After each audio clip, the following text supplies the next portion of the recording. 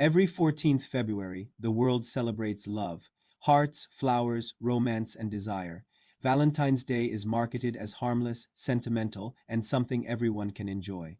But have you ever stopped to ask a deeper question? Where did this day actually come from? And what does it really represent today? Is it Christian? Is it pagan? Is it just a cultural holiday? Or is it something deeply confused in between? Today, we're going to trace the surprising history of Valentine's Day. We'll explore its pagan roots, its Christian associations, and why our modern culture is so mixed up about love because of it. Long before anyone had heard of Saint Valentine, ancient civilizations held festivals celebrating fertility, sexuality, and desire. In ancient Rome, one of the most prominent was a festival called Lupercalia, held in the middle of February. This was an intense fertility festival, tied directly to sexual freedom, ritualized desire, and physical pleasure. The ultimate goal was prosperity through reproduction. In these cultures, love wasn't about commitment or a lifelong covenant. It was about instinct, fertility, and survival. Desire was seen as sacred. Restraint was not.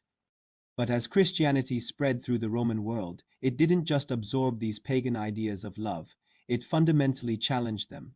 Christianity introduced a radically different vision of what love is, a love rooted in faithfulness, a sexuality expressed within a covenant, and a focus on self-giving over self-gratification. It prioritized commitment over fleeting impulse. The early Christians stood out precisely because their view of love directly contradicted the culture around them. For them, love was no longer about maximizing fertility or pleasure, it was about faithfulness and sacrifice. So, where does the name Valentine come from?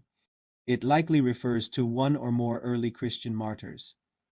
While the historical details are a bit fuzzy, Christian tradition associates Valentine with a deep faithfulness to Christ and a strong commitment to Christian marriage. He was known for his willingness to suffer for his beliefs.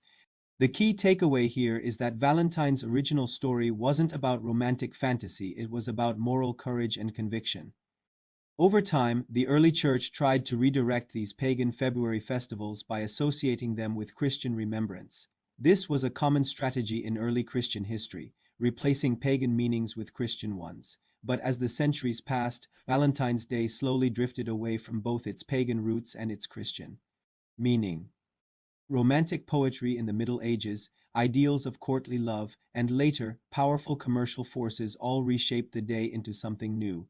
By the time we get to the modern era, Valentine's Day has become something else entirely. It's now a celebration of romantic desire, a day loaded with emotional expectations, a massive commercial industry, and for many, a measure of their personal worth.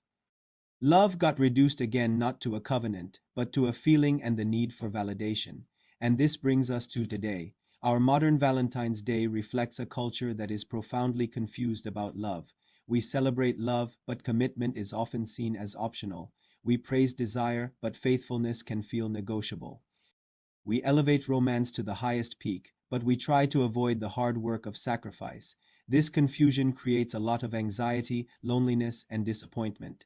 People feel this immense pressure to prove their love through a performance, with gifts and grand gestures, rather than through the steady practice of daily love. Valentine's Day becomes less about genuine connection and more about comparison and social pressure. The Bible presents love as something far deeper and more resilient than just romance.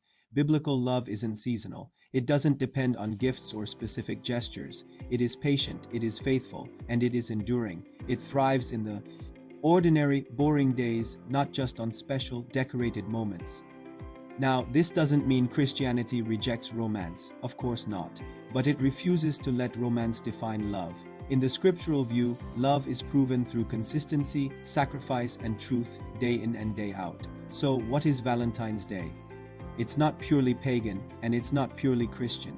It's culturally confused. It reflects humanity's ongoing struggle to understand what love truly is. The Christian message isn't a call to boycott a day of love. It's a call to redeem it. It's an invitation to move beyond shallow romance and toward all of that is faithful, sacrificial, and true. In a world that celebrates love very loudly but often practices it poorly, the biblical vision of love still stands quietly strong and deeply transformative. Thanks for watching. If you found this perspective valuable, please like, subscribe, and continue the conversation with us in the comments below.